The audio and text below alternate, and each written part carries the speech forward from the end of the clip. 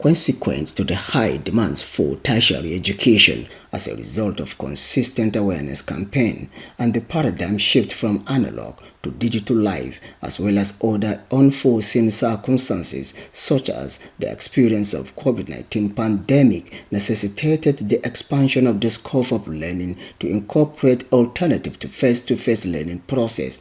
Hence, this second international conference of the Open Distance and E-Learning Association of Nigeria, where experts and participants share thoughts on how best to enhance the system for optimal results. Since the year 2020, after the pandemic, there has been increasing demand for knowledge via the open distance and e-learning mode. Arising from the experience of the pandemic, the National Council on Education, NCE, which is the highest policy-making body on education in Nigeria, have proved that the Federal Ministry of Education should collaborate with relevant stakeholders to develop a stand-alone national policy for the implementation of open distance and e-learning in Nigeria.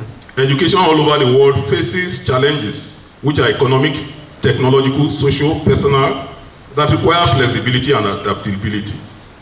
The current education system is meant for a different intellectual age. Teaching and learning cannot avoid navigating the digital landscape today.